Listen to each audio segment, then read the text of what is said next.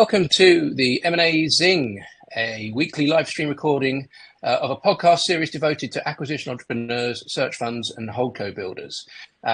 This week, we are diving into the next in our series of interviews with successful search fund entrepreneurs and acquisition entrepreneurs. We have with us today Amit Rai, who is co-founder of Astra Holding Group, a holding company that has done 2 acquisitions in quick succession in recent months, which we'll learn all about shortly, and who provide a long-term home for British industrial SMEs. Amit has incredible global experience spanning top-tier consulting with BCG and McKinsey, senior roles at tech giants like Microsoft and Nokia, and the roller coaster of the startup world, including founding Machine Max, which was successfully acquired by Shell. And he's now applying his wealth of strategic and operational experience to building a portfolio of industrial businesses. Amit, we're honoured to have you with us, so welcome. Thanks, Gareth, for having me as a guest. Well, thank you for giving up your valuable time. With a growing portfolio, you're in incredible demand, I should imagine, as well as trying to get additional portfolio companies into the group, which we'll certainly get onto in a moment. Before we dive into the questions for you today, I just wanted to share a little bit of a celebration for the launch of Sustainir by Wojciech Bujas, which is a search fund focused on buying businesses in Poland.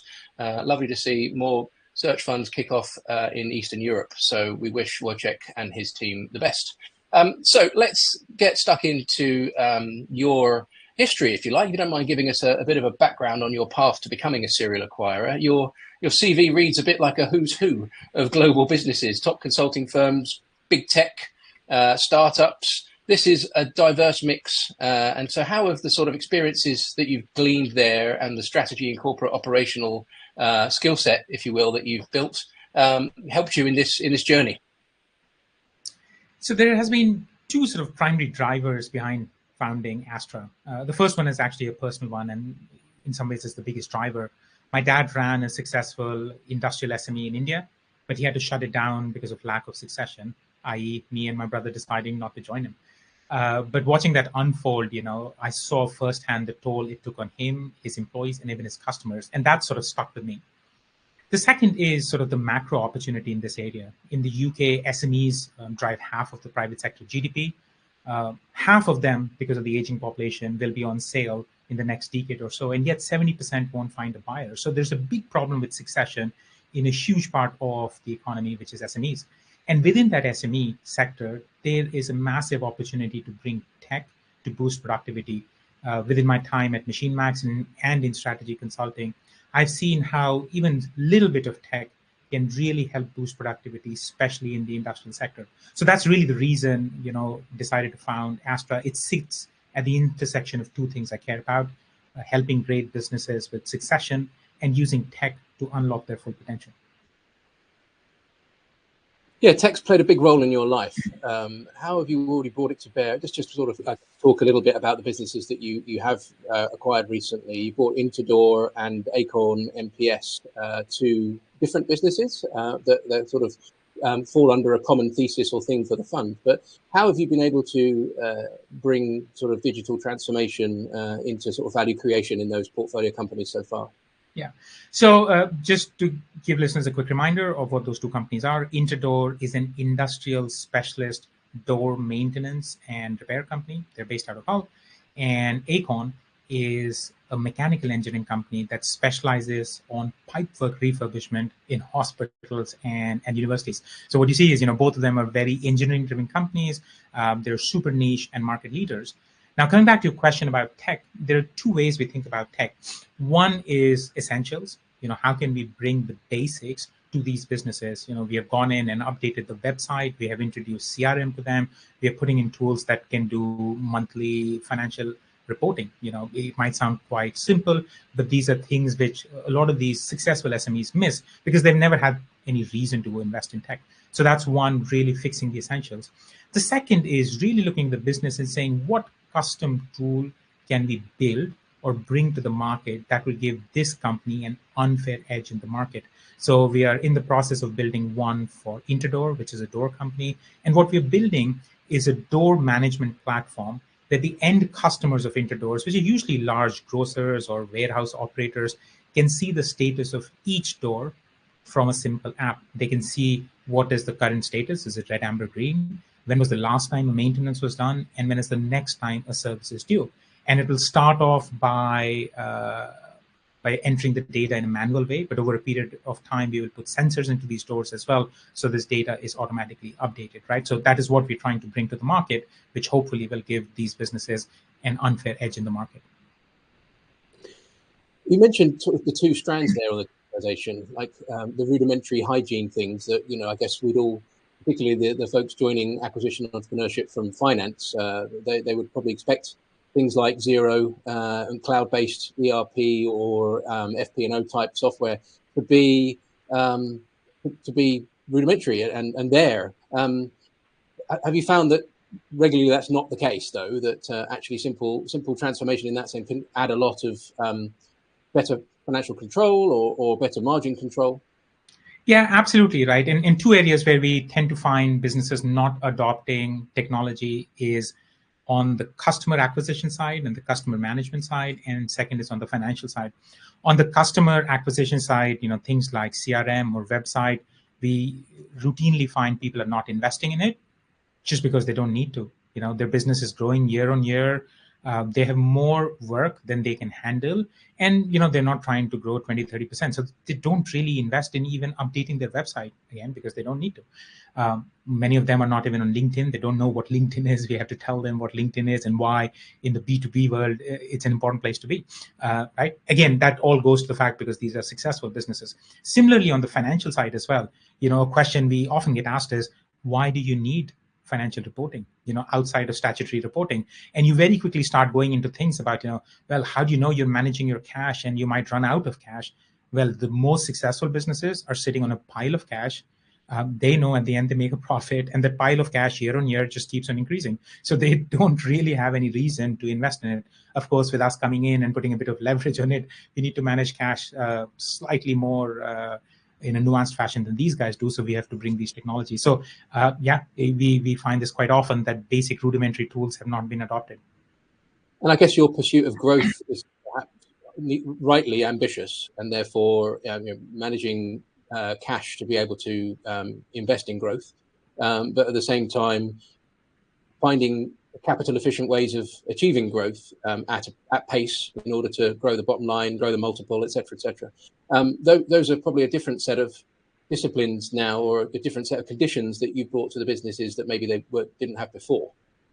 Yeah, and there are two things that we bring in. So definitely digitization, but the other thing we also do is what we call professionalizing the operations, where the biggest question sometimes we do is we step back and say, what's your 1-year plan, 3-year plan, and 5-year plan?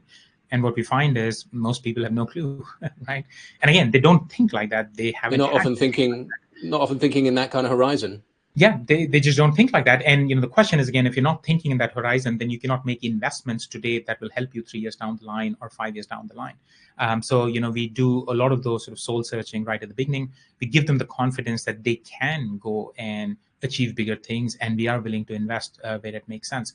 And then we back it up with digital investments as well. So let's get a bit more into Astra's thesis, if we can. You mentioned the sort of high level and the types of businesses that you've acquired so far, but you're a bit different because you are, instead of being a sort of typical search fund aiming for one acquisition and a later exit, you are deliberately a serial acquirer and a long-term permanent capital kind of home for these businesses. You have talked about your core philosophies behind that, but when you're speaking to sellers, what kind of a proposition as an alternative to sort of trad private equity do you emphasize? The biggest thing is really legacy and keeping their legacy. A lot of private equity firms and searchers might talk about it, but the reality of the core model is the only way a searcher is going to make money is by selling this business at the end. Now, they might end up selling it to another searcher or another private equity house who might decide to continue with the brand, the legacy, the team, or they might not. So the really don't have that flexibility in their model to think long term beyond, say, a 7-year period.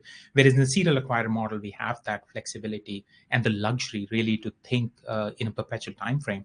And that is something that really, really appeals to sellers. Not all of them want the highest cash. Of course, everybody wants to get as much cash as they can, but they're also asking questions on how would we take care of the team? How would we take care of the customers, their brand?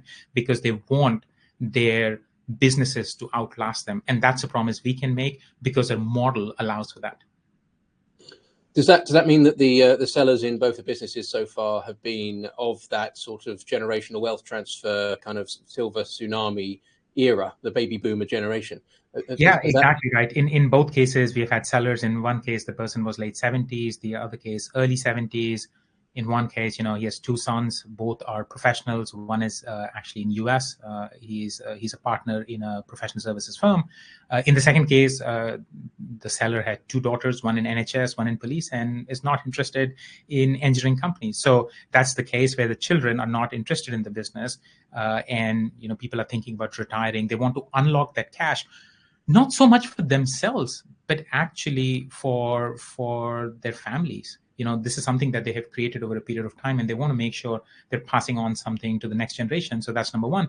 Number two, they also want to make sure they're taking care of the teams.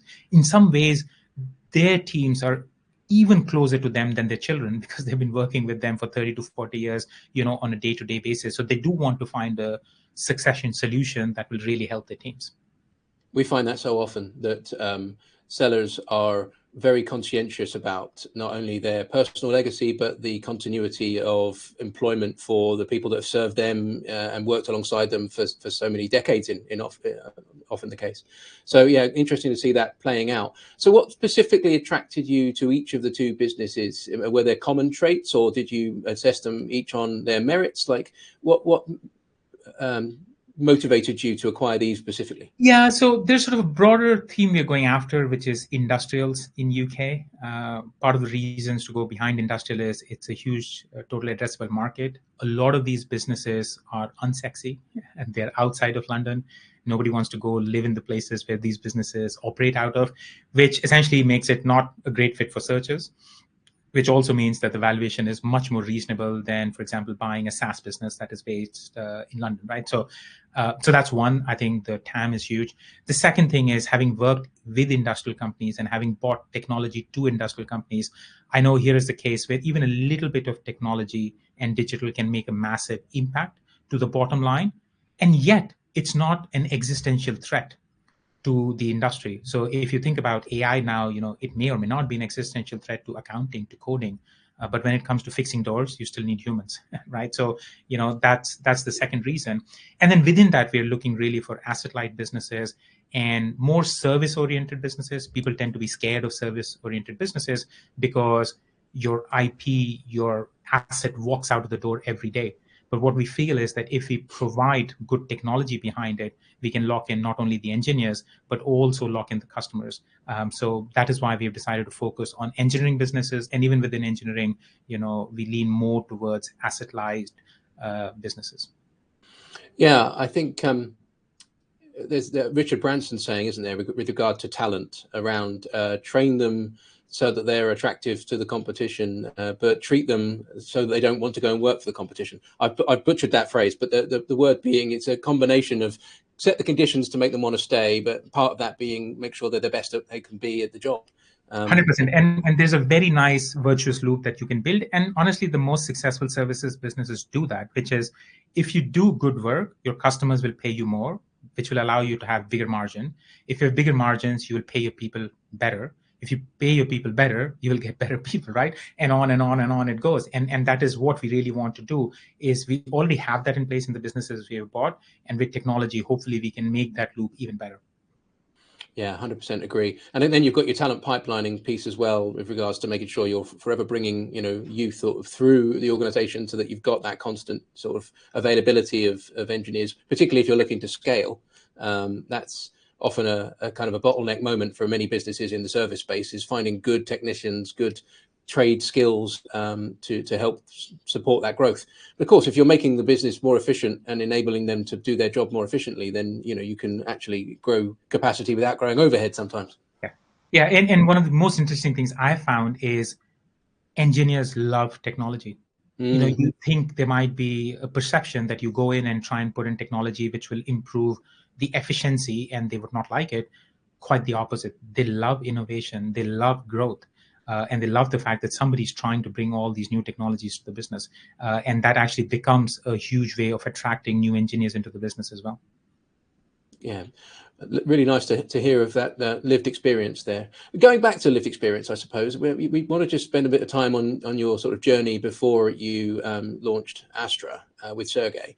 You had an exit from Machine Max to Shell. Maybe you might be able to speak a little bit about that. But you also, in our pre kind of call, you've talked about some of the failures along the way, the sort of picking yourself up and dusting yourself off and going on to the next opportunity. How has that kind of prepared you for this challenge? Yeah, so Machine Max, thankfully worked out, and we built an industrial telematics platform. We scaled it to presence in 30 countries. At the peak, we were managing assets worth almost $1 billion, and we managed an exit to Shell, and it was sort of successful. But I've had enough failures, and the couple of lessons you learn from going through those failures. The biggest one, whether you want to learn it or not, is humility. It takes a long time to build a successful business from scratch. It takes time, it takes grit, and it takes luck. The second one is, it becomes quite clear that for long-term success, you need to focus on what I call software, which is people, talent, culture, as opposed to hardware, which is the addressable market or the product. And again, it's very difficult to rewire a culture which is not working. And so those have been the critical lessons which we bring to Astra. We are not trying to build from scratch. We buy great businesses and help them grow. We avoid distressed assets. If the current owner couldn't fix it, what gives us the right to go in and think we can fix it from outside, right? And that's been the biggest lesson. And once we buy these companies, we continue to over-index on the team and culture, because what will keep them great over the next few decades. Love that it's people-centric businesses, and you're looking at ways into which to augment and empower those people to grow those businesses. That's really great. I think, just to your point about not buying distressed, given the way that you're structured, and maybe you can go on a little bit to sort of the capitalization piece of Astra, it's not the sort of risk you can necessarily take with the investors' capital, is it? Let's be honest. So, tell us a little bit about that and how that steers your thesis. Yeah, I mean, so a bit about our structure. So we're not structured as a fund. We are structured as a private limited company. We bring equity into the holdco, and then we take debt on a deal-by-deal basis today. And as far as the equity is concerned, as we buy more and more companies, the value of the holdco increases and the share price increases. So it gives incentive for investors to come in early rather than late, right? But we really have investors who are thinking about long-term exit, and it is truly patient capital. And then going back to how do we deploy that capital in a good way? Again, buying a cheap asset is not necessarily going to bring good risk-adjusted return to that equity capital. Something that is expensive is probably expensive for a reason. And as many smart investors have said over and over again, it's better to buy the right asset as opposed to the cheap asset. And we totally believe in that. We are looking for the right assets to add, not necessarily cheap or distressed assets.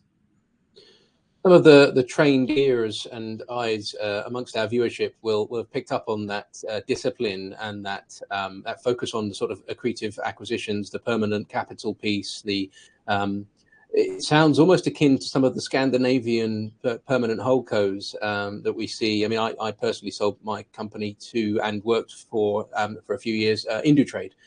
So I'm a big fan of that model, which, as you can just see from their price to earnings ratio, it does pay off, because when you're trading at that kind of multiple publicly, every deal you do at even like 6, 7, 8x on an acquisition multiple is still accretive to the company, and you recycle the cash from the dividends to the holdco into more acquisitions. So it's a beautiful self-perpetuating model. Are we drawing some inspiration there as regards?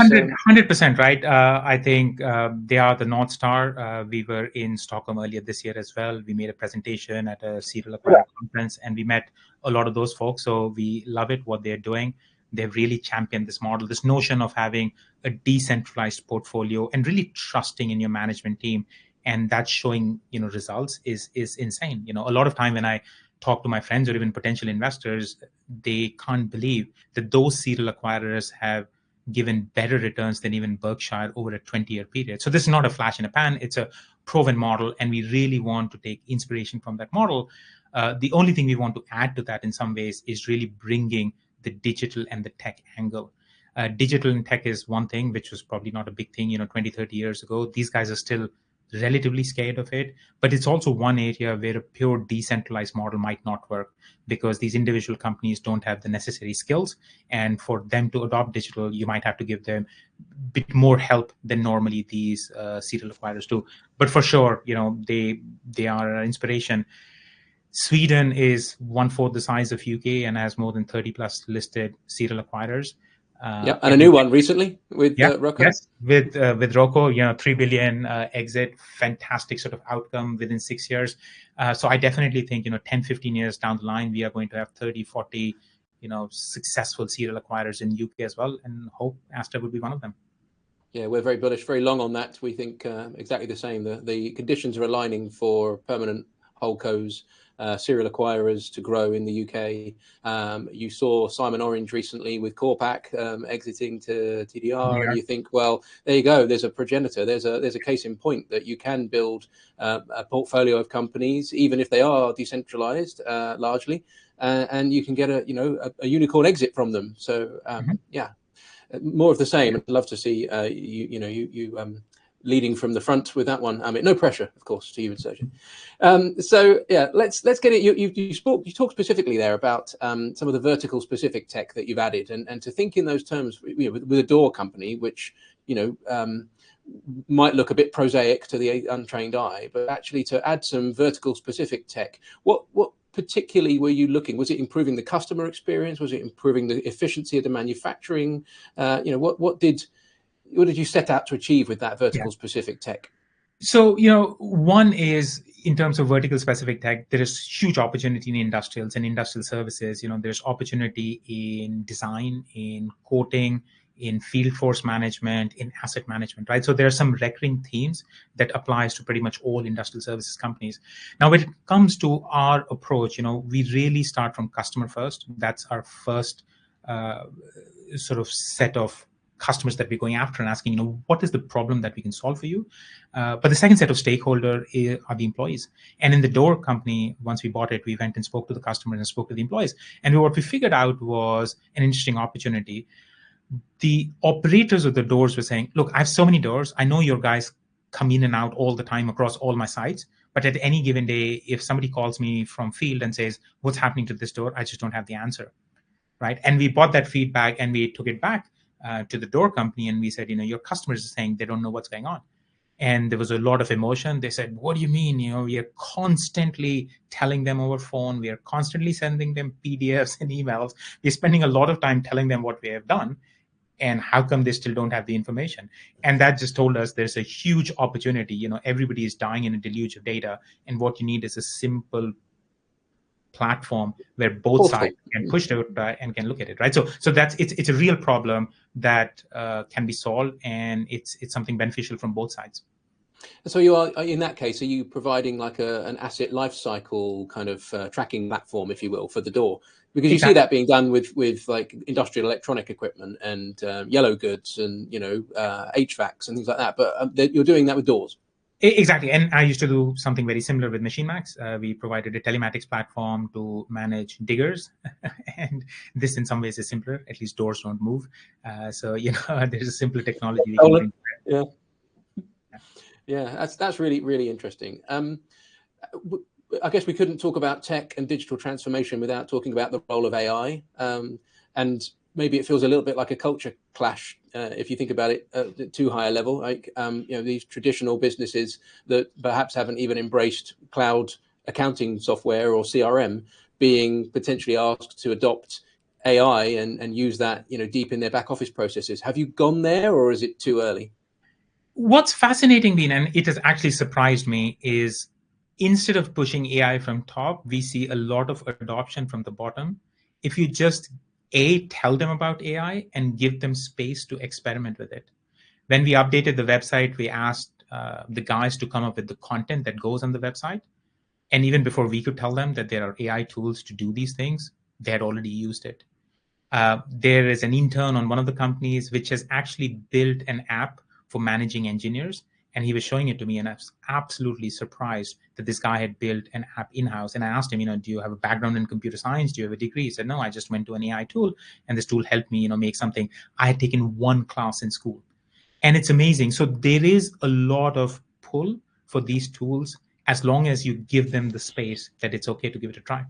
What amazing empowerment, though, like that you can find this, that you can find that innovation within your workforce where you maybe didn't think it might come from, which is wonderful. I'm sure you did, but it comes from the oddest places sometimes, doesn't it, where you least expect it. But also that the tools now in this day and age exist to empower somebody in the workforce to engineer their own solution to something and deliver their own efficiencies. I don't think we've ever been in a world in the business where that's been a possibility until now. Yeah, absolutely. And I think it's all about giving them the space. Instead of saying, I'm the owner, I have all the answers, we go in and say, we are the new owners who have no answers. Right? We know nothing about the business. So why didn't you guys figure it out? And that empowerment is massive. And we're just seeing so many interesting anecdotes coming because of that. There's that humility again that you spoke of earlier, in your software, and thinking about the need for humility in time and the people skills. The EQ is often underestimated. People think they can fly these businesses by wire and it can all be IQ, but actually EQ is so important in having the hearts and minds follow you in this new direction and overcoming those uncertainties, through the change curve when you buy a business. It sounds to me like your workforces have responded well to this approach. Absolutely, they love it, right? And we actually take away some of the traditional owner things. We remove that big chair. If you have to talk to somebody, we say, you don't come to us, we come to you. We don't need parking. We don't drive to these businesses. It's the little things, though. It's the little things. It make a huge difference. I can't still get the fact that, if you go in, somebody has to make a cup of tea for you. And it's like, no, I can make a cup of tea for you. I've just come on a train. I'm going to make a cup of tea. Can I make a cup of tea for you? And those little things make a massive, massive impact. They go a long way, most certainly. So speaking of going a long way, 2 acquisitions in relatively quick succession. Before we jumped on this call, you were saying this is deals is the watchword for 2025 for Astra Holding. What are you doing on the sourcing front these days? I mean, B2B industrial businesses are notoriously elusive and difficult to find those perfect ones. Obviously, don't give your secrets away, but where are you going for that? I wish I had trade secrets that would help us, because at this point it's really about using all tools at our disposal. We of course have buy-side brokers and sell-side brokers. We work with accountants. We're using lots of modern tools. I mean, we have started using BizCrunch, and I'm really, really positive it's going to solve all our sourcing problem, and we will never have to worry about sourcing. So that's coming in. But yeah, at this point, it's really reaching out to our network. The other thing which is beginning to now help us is the credibility because of the 2 deals we have done, and also the network of the owners from whom we have bought the business. If you treat them well, then they go and tell their friends that these guys are reasonable and you can work with them, right? So at this point, it's a multifaceted approach. If anybody has a secret and they have cracked it, please come talk to me, but we surely haven't. That social proof, I bang on about that, but that social proof of proving that you're a good home, that you live your values, that it's not all, just marketing speak, hearing it from the workforce and from the exited sellers that they're happy that it was a good move. All of these things actually they're an exponent, aren't they? They create this momentum of their own right, where I found when you are busy acquiring in a space, it doesn't take long for people to start approaching you at the same time as you're out there looking for opportunities. So an abundance of deal flow, abundance of opportunity will be a good problem to have, I think, right? 100%. That's what we're hoping. And we're hoping you are going to be part of the solution. Well, we're doing our level best, and we will continue to do so. And we're very grateful for your trust. So let's hope that we can be instrumental there. So let's assume that we are, and fast forward 10 years. And let's think about how Astra looks as a group or as a holdco in 10 years' time. What's your ambition for the size and private/public nature of the business in that decade? So our aim is to try and go for an IPO 7, 8, 9 years down the line. I think we need to get to the point where we are making a successful acquisition every second month. So a portfolio of sort of, at least 30 to 40 companies. Some of the acquisitions might be bolt-on, but mostly they're going to be independent, and we will run them in a decentralized manner. That said, hopefully organized in a couple of verticals, whether it's warehouse and logistics, whether it's building materials. So, 30, 40 companies organized in a few verticals, growing organically at 8 to 10%.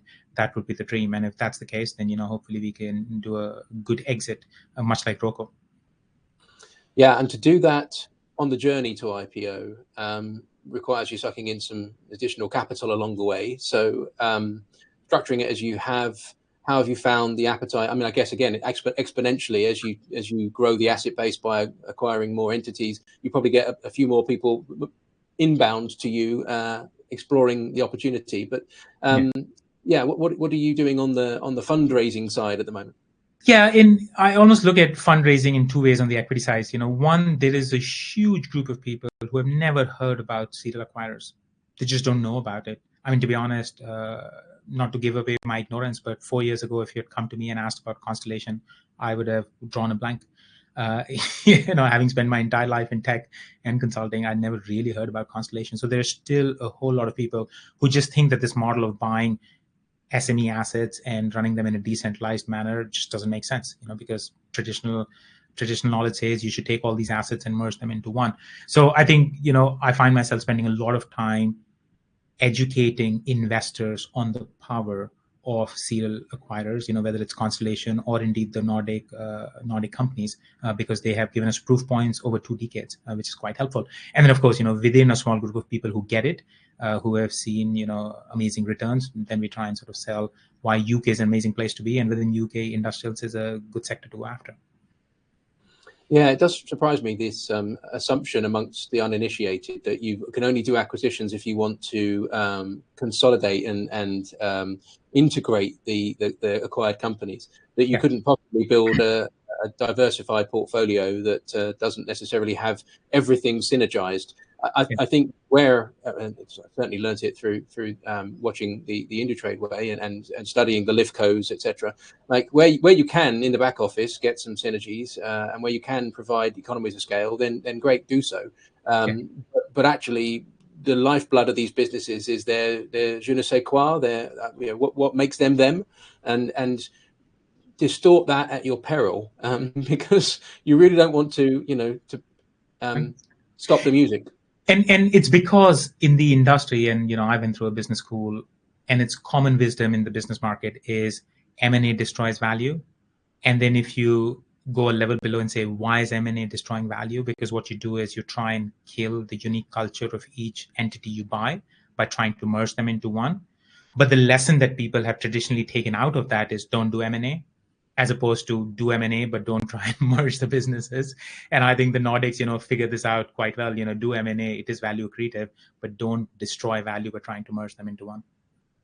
Wise words, and certainly seeing the benefit of that approach already, I think. So, yeah, I'm just interested in one last question before we get on to sort of the wrap up, but as there is a sort of an increasing landscape of acquirers in the UK, we're still, decades behind the US in terms of the level of competition for good deals. But we do have here, obviously, lower mid-market private equity coming down the sort of food chain. We have trade acquirers that have got their own kind of corporate dev that are looking to grow through acquisition. And business schools are knocking out new, ambitious acquisition entrepreneurs, increasing frequency, which is, I think, great for the space because we do have an abundance of businesses that need to be bought. But how are you seeing that firsthand in playing out in deals? Yeah, I still think we are a long way away from the point where, 10 searchers will show up for the same deal and they will drive the value up. If you look at even serial acquirers, which are in Nordics, they still buy majority of their business in Nordics, and they've started sort of branching out into the rest of Europe and UK. If you talk to all of them about the kind of businesses that they will look at, a very strict threshold. They're very strict, and leaves a lot on the table, I think. Surprisingly, all of them look at very similar sorts of businesses in the same geographies, and yet if you talk to them and look at the multiples at which they're buying the businesses in a much smaller part, They're not competing that much against each other. So when it comes to UK, I think we are decades away from the point where this will become so competitive that it'll suck out all the value. Don't get me wrong, it will become competitive, and we do hope it will become competitive. But getting to the point where it is completely saturated, I think we are multi-decades away from that. And I feel that there would need to be some kind of a catalyst. Like in the States, the SBA 7A loan has become this catalyst, which has put a rocket up the space, and it's fueled tens of billions in deal values of these SMB succession M&A deals. But here, what do you think needs to happen to catalyze the space? Yeah, I think one of the biggest things is you need people who have made money in this model to be much more public. Part of the reason why the tech industry works really well in Silicon Valley, so I used to work in West Coast, everybody wants to do a startup in the tech world because they know friends and family who have made a lot of money in tech.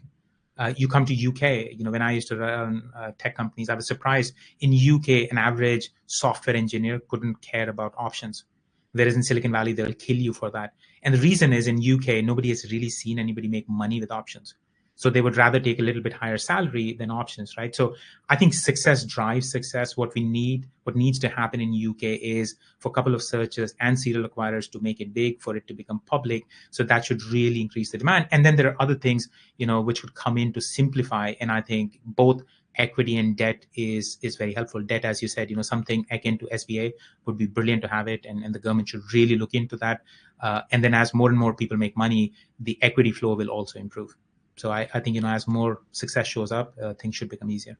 Yeah, so we should kind of encourage more success and more just talking about success and create the conditions for success, and almost look for a kind of exponential pay it forward sort of cycle of capital. I couldn't agree more. So this podcast is obviously an opportunity for participants, interviewees to make themselves more visible to their kind of target stakeholders. So I guess in your case, SME owners that might be interested in, exploring a sale, and potentially investors that might want access to the serial acquirer space. Are there some particular core messages you'd like those types of stakeholders to take away from this about partnering with Astra in some way? 100% right. So one, when it comes to SME owner, any and every SME owner should have a succession plan. They should not just think about it, they should have a plan. And it's very, very important. We just saw an amazing business which was doing well. They were at $1 million EBITDA. They were hoping to get 5 million of sort of enterprise value, but then the EBITDA dropped during the deal process to 0.8. Suddenly that deal fell through. And now because it's dropped just a bit, the new sort of people who are interested were willing only to put a 4x multiple. And so somebody who thought that they could sell their business for 5 million was getting offers for 3.2, and that's a huge sort of delta. And now they don't want to sell it, but then it just completely destroys their plan, right? So I think it's extremely, extremely important for every person, every SME owner to have a succession plan. And I would really hope that Astra is part of that plan. So come talk to us, and we can talk about what succession means. But even if you're a 40-year-old running a business, start thinking about it, right? That's lesson number one. Have a succession plan. It's a bit like insurance. You can't live without it. Number two, when it comes to investors, doesn't matter where you sit, whether you invest in public markets or private markets, you have to have serial acquirers, or at least SME as an asset class that you're putting money into. The returns are, amazing, whether you look at the search fund studies that Stanford or IESC does it, or if you look at serial acquirer, public equity returns, the returns are amazing. So not having SME acquisition in your portfolio just doesn't make sense. So you make sure you're doing it. And then if you want to invest in sort of private serial acquirers, which can give you a tech company sort of upside, while the downside is quite protected because you're investing in profitable assets, come talk to us. Succinctly put, sir, I on a weekly basis, I'm seeing folks from the venture world that are, if you like, waking up from the coma, and or the drugs are wearing off or whatever it is, and actually they're starting to see through the mist and see the sense of buying cash flowing assets with proven product market fit and established market presence and all of that for much lower multiples than they've been paying in the venture game. So they're beginning to move into this. I mean, I still think their approach is slightly wonky. At least I don't get it. I'm beginning to hear a lot of noise where people are saying, make an amazing tech tool, then go buy all your customers. which are SME businesses. And we still think that's not the way to look at it. Turn it around, go buy a bunch of SME businesses, then build the tech tool which is relevant for them. Yes, quite. That is a little bit on its head, that model. But you're right. You get the platform, then digitally transform the platform, and then rinse and repeat with a diversified portfolio. I think there's a lot of sense in that. So great to hear. How do these potential partners from an SMB owner perspective and potential participants from an investment perspective get in touch with you, Amit? Best way is to reach me through LinkedIn or go to our website and drop a message. Okay, we'll put a link to astraholding.uk in the show notes, where you can learn a bit more about it. It's one of the better, I think, informational websites about your thesis, and it certainly emphasises that legacy and humility piece. So I'm sure it's a good deal flow engine for you also. So great, Amit, thank you so much. It's been a really insightful conversation, and I've enjoyed every minute of it. Time has flown by.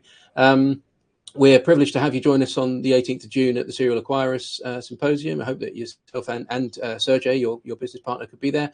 It's one of those great forum events where we're taking it from the tactical to the practical. So moving away from the sort of academic and more into the sort of lived experience and the real results post deal. So Amit is a great example there of taking the theory into practice. So do come, participate, learn, visit serialacquirer.uk for your day pass. We'd love to have you there. You're going to be among a good 200 people from this community. So come get involved. You don't want to miss out. Thank you again, Amit. Next week, we're back to our usual format, and then we have some more interviews over the weeks ahead. So do continue to tune in. But for now, everybody, keep on crunching. Thanks, Gareth.